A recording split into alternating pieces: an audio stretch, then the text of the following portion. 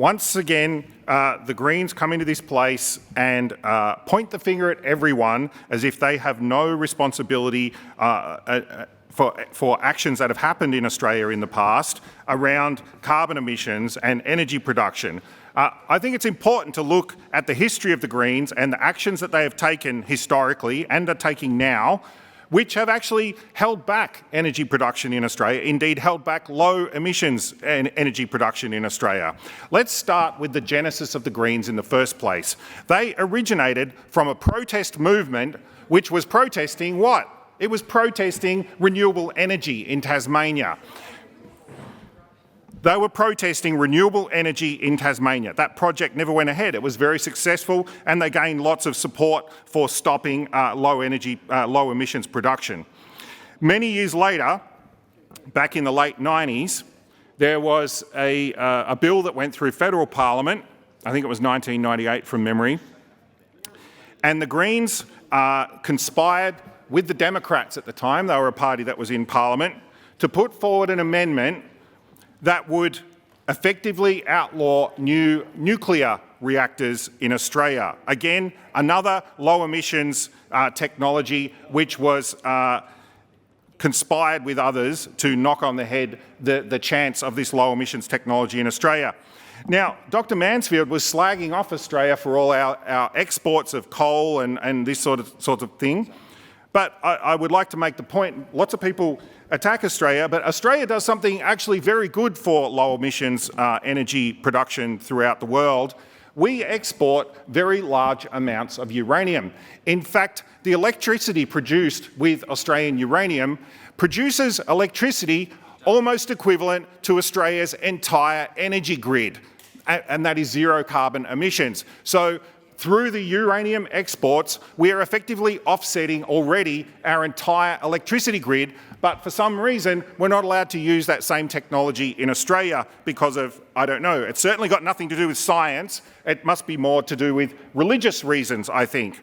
And now the Greens have the cheek 20 years later to say it's too late, it's 20 years too late, even though they were responsible for putting the kibosh on this in the first place. And then Dr Mansfield mentioned the hydrogen energy supply chain project that's been proposed in eastern Victoria. This is by a Japanese consortium. I've paid very close attention to this and I'm very supportive of this, and I'll be very disappointed if the government caves into these extremists. This project is, they are sequestering all of the carbon in this project. It is a zero emissions project. It is exporting hydrogen using effectively a stranded asset that Victoria will not use, which is the brown coal. It will sequester the carbon and export the hydrogen back to Japan. Now, I've been paying very close attention to what Japan's doing in technology for many years because of my connections to Japan. What they want to do with hydrogen is set off a huge hydrogen economy within Japan. But they need to pump prime that with large supply to begin. They're not planning on using brown coal forever to produce hydrogen. Actually, what they want to do is use nuclear technology to do it. But in the meantime, they're going to try and export it from Australia. And I really urge the Victorian government to show more support for this project because it is groundbreaking technology. It will lead to jobs, economic input in Victoria, and it will strengthen the relationship of Australia and Japan. Now, what they want to do with hydrogen in Japan, there are many industries, as anyone that studies decarbonisation will know, there are many industries that just simply cannot electrify. They cannot electrify. A good example is steel smelting. Another one is cement production. These are very, very difficult to decarbonise. Japan wants to use hydrogen to decarbonise these industries. There's already test plants being planned for producing steel rather than using metallurgical coal. They can use hydrogen, and similarly, there's ways of producing cement and many other industries that simply cannot electrify. They are planning on switching them to hydrogen, but Japan needs to secure a large hydrogen supply to kick off that process. And without what they're doing in Victoria, and it's quite unique the opportunity that we are presented with here, and indeed the Japanese have scoured the entire world to look for this type of thing. to simply oppose that because of a religious belief that says we cannot use brown coal. That is absolute madness. What the Japanese are planning in Victoria is wonderful and should be supported by all Victorians, whether or not they care about climate change and whether taxes and stuff can change the weather. I'll note another thing that Victoria does that is excellent.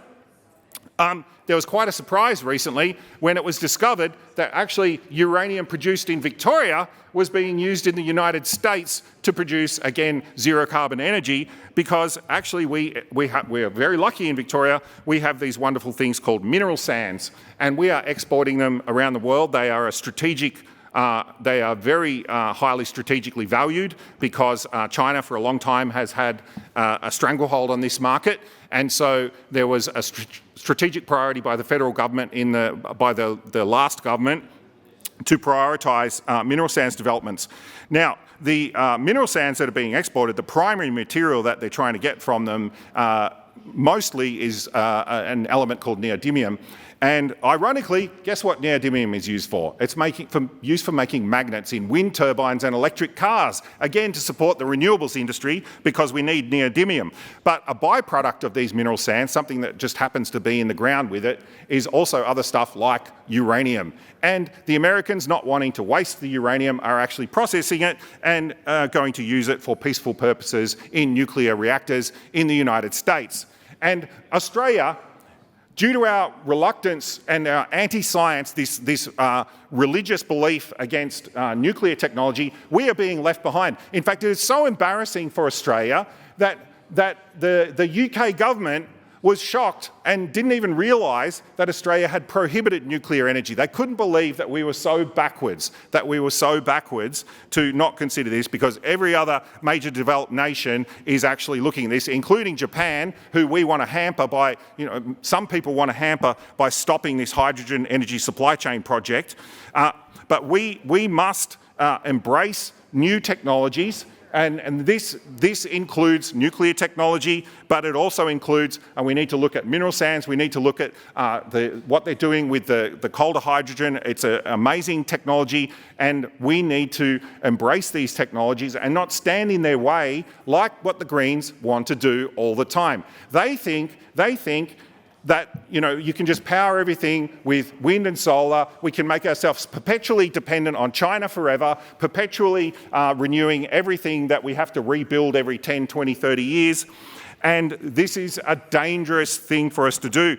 They used to talk, in fact I had a debate one-on-one with Adam Bant about this a few years ago. They used to talk about pumped hydro, saying, oh, well, this is the way that we're going to store the energy and this sort of thing. Of course, when people started looking at the analysis on it, and there's lots of pumped hydro sites in Victoria, what it involves is flooding national parks and forests in Victoria with salt water in some cases. I don't think anyone's going to be supporting that, let alone the Greens. So that's not going to happen. The batteries are good, they're pretty cool, they're pretty big capacity. They're not going to be utility scale to power the state for the entire day, like we saw yesterday when it was 90% powered by coal. It wasn't windy, it was pretty cloudy. The renewables weren't doing their job yesterday.